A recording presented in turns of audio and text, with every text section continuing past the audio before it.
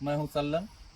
आज हम अपने यहाँ जनपद अमेठी के कृषि विज्ञान केंद्र कठौरा में हैं और आज हमारे साथ कृषि विज्ञान केंद्र के वरिष्ठ वैज्ञानिक प्रोफेसर डॉक्टर आनंद साहब हैं।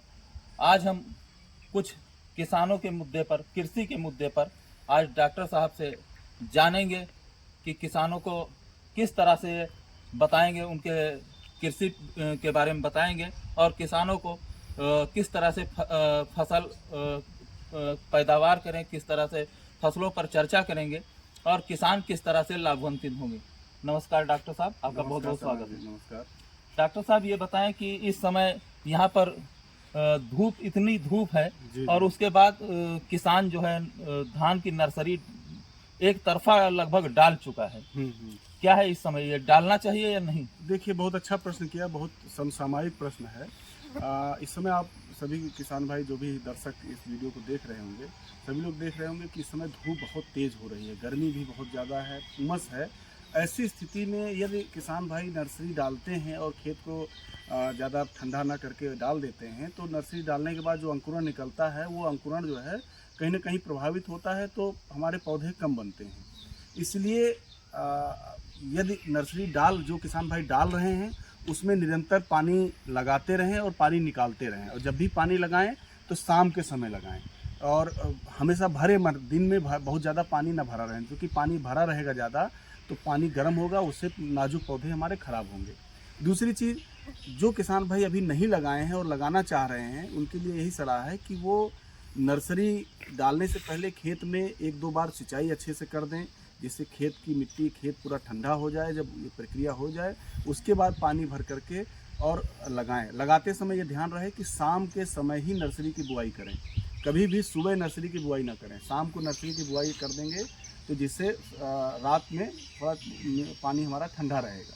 फिर उसके बाद अगले दिन सुबह पानी जो है हल्का पानी उसमें निकाल दें, फिर शाम को पानी भरें। जब भी पानी भरें शाम को भरें। तो ऐसी प्रक्रिया करते हैं तो हमारी नर्सरी अच्छी रहेगी। इसके अलावा और दूसरी सलाह ये है किसान भाइयों को कि नर्सरी में बीज बोने से पहले बीज का उपचार ज़रूर कर लें। जैसे बीज हमारा 25 किलोग्राम बीज किसान भाई ले रहे हैं, यदि लेते हैं तो उसके लिए 5 ग्राम स्ट्रेप्टोसाइक्लिन, 25 ग्राम बीज के लिए 5 ग्राम स्ट्रेप्टोसाइक्लिन लें, और 25 किलोग्राम बीज के लिए 50 ग्राम कार्बेंडाजिम या थीरम दवाई लें। कैसे ट्रीटमेंट करना वो मैं बता देता हूँ। इसके लिए जो ट्रीटमेंट के लिए सबसे पहले 25 किलोग्राम बीज को कोई 50 लीटर के ड्रम में या और बड़े ड्रम में पानी भर करके उसमें बीज को रख दें, और उसी पानी में जिसमें बीज भिगोया हुआ है उसी में 5 ग्राम स्ट्रेप्टोसाइक्लिन, ध्यान रखें 25 किलोग्राम बीज के लिए मात्रा है, यदि 5 किलोग्राम बीज ले रहे हैं तो 1 ग्राम मात्रा होगी। तो ये दवाई उसमें डाल दें और घोल दें, और रात भर उसको जो है ड्रम में जो आपका बीज रखा हुआ है, बर्तन में बीज रखा हुआ, उसको रात भर भीगने दें, फूलने दें।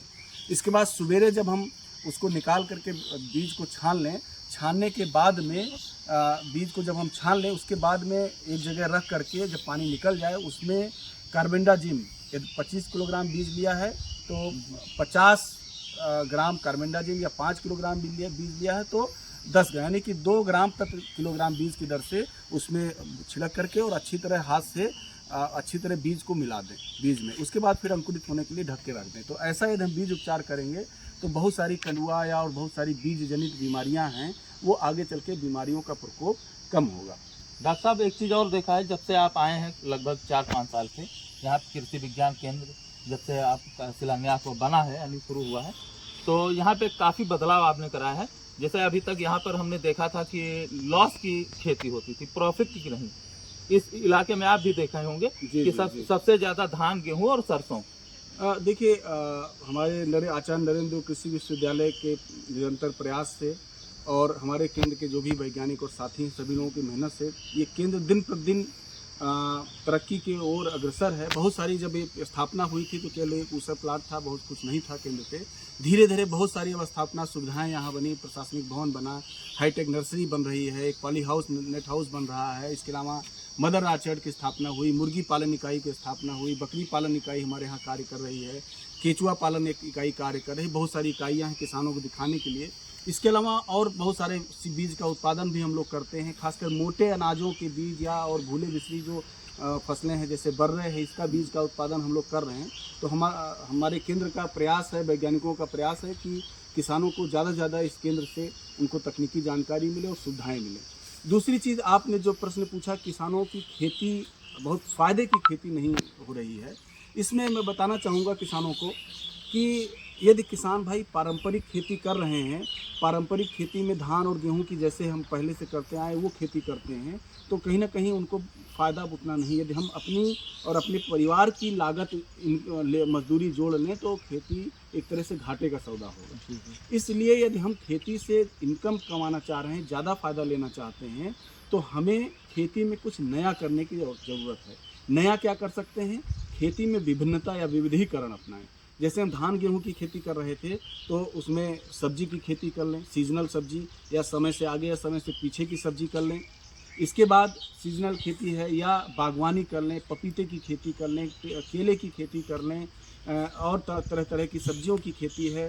साथ ही साथ मशरूम उत्पादन कर लें, बकरी पालन यदि कुछ किसान भाई करना चाहते हैं, कम लागत में एक अच्छा फ़ायदा हो सकता है, मुर्गी पालन हो सकता है, मत्स्य पालन हो सकता है।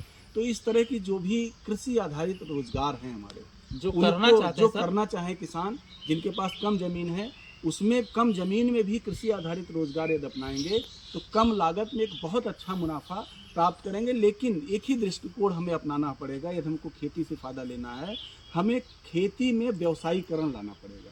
क्योंकि हम जब किसी व्यवसाय को चलाते हैं तो दूसरे के तरीके से चलाते हैं, तो उसमें प्रॉफिट होता है। इसी तरह हम खेती को व्यवसाय की तरफ से देखें, उस व्यवसाय में मान लिया मशरूम उत्पादन कर रहे हैं तो मशरूम उत्पादन करके एक अच्छा उत्पादन करें, उसको अच्छे सेल करें। सब्जी कर रहे हैं तो एक व्यवसाय की तरह सब्जी खेती करें, थोड़े क्षेत्र में करें लेकिन व्यवसाय की तरह। सर जैसे समय से आगे या समय से पीछे करें तो रेट अच्छा मिलेगा। सर यहाँ जैसे कोई पपीता खेती करना चाहता है और या केला की खेती करना चाहता है, तो वो जानना चाहता है कि यहाँ पर उसको प्रशिक्षण दिया जाएगा। जी बिल्कुल, हमेशा